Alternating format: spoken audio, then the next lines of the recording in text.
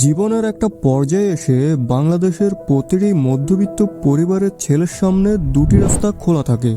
একটি রাস্তা সোজা চলে যায় এয়ারপোর্টের দিকে, যেখানে চোখের পানি, আত্মীয় স্বজনের বিদায় আর একটা অনিশ্চিত ভবিষ্যতের হাতছানি থাকে। আর অন্য রাস্তাটি, সেটি বড়ই অদ্ভুত।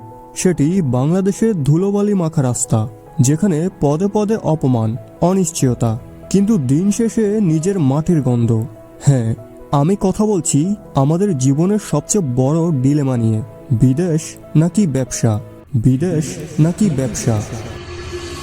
ভাই, দেশে তো কিছুই নাই, দেশে ফিউচার অন্ধকার।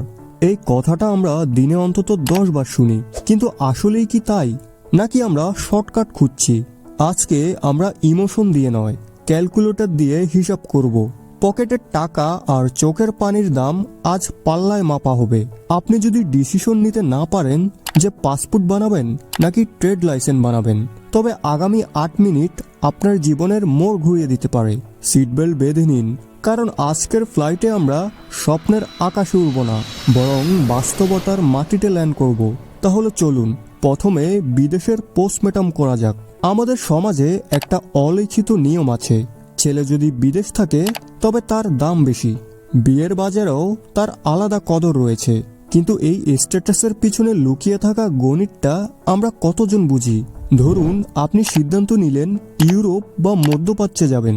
দালালের মিষ্টি কথায় আপনি ভাবলেন ল্যান্ড করলেই ইউরোর বৃষ্টি হবে। বাস্তবতা কি?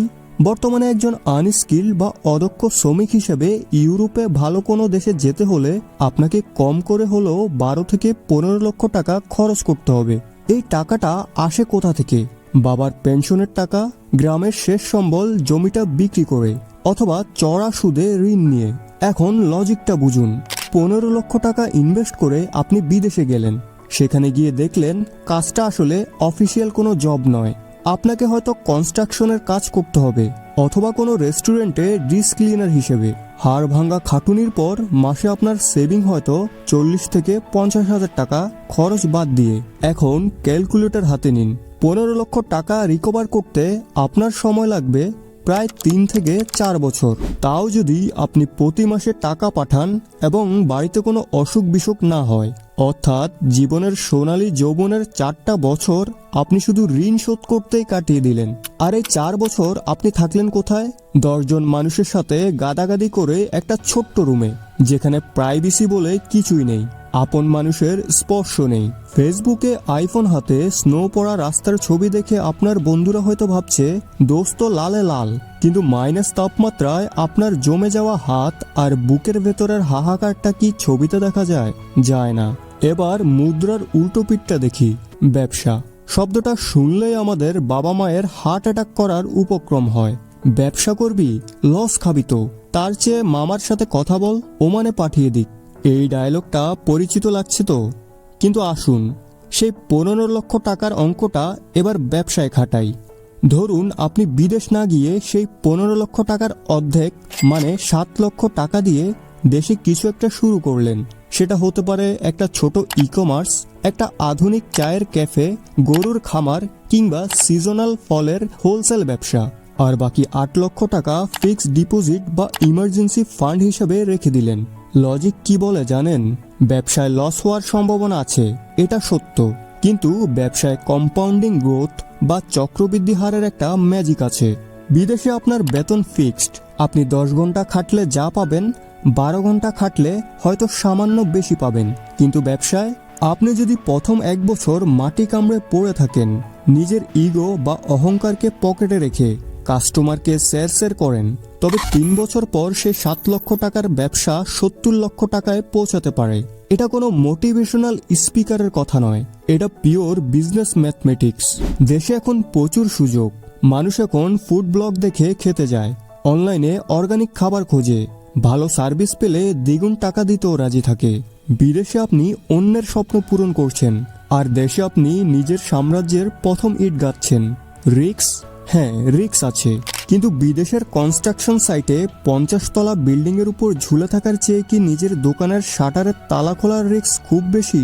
আসলে সমস্যাটা দেশ বা বিদেশের নয়, সমস্যাটা আমাদের মেন্টালিটির বা মানসিকতার। আমরা দেশে যেই কাজ করতে লজ্জা পাই, বিদেশে গিয়ে সেই কাজকেই হাসি মুখে করি। দেশে রিক্সা চালানোকে আমরা ছোট কাজ মনে করি, কিন্তু বিদেশে উবার চালানোকে স্মার্টনেস ভাবি।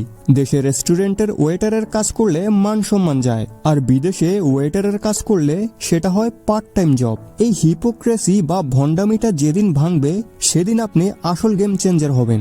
একটা করুণ সত্য বলি, আপনি যদি অদক্ষ বা আনস্কিল হয়ে বিদেশে যান, আপনি সেখানে মডার্ন স্লেভ বা আধুনিক দাস ছাড়া আর কিছুই নন। কিন্তু আপনি যদি দেশে একটা ছোট মুদি দোকানও দেন, আপনি সেখানে রাজা। আপনার সময় আপনার হাতে, আপনার কৈফিয়ত আপনার নিজের কাছে। বিদেশ খারাপ না যদি আপনি স্কিল নিয়ে যান। আপনি যদি ডাক্তার, ইঞ্জিনিয়ার বা আইটি স্পেশালিস্ট হয়ে যান, সেলুট আপনাকে।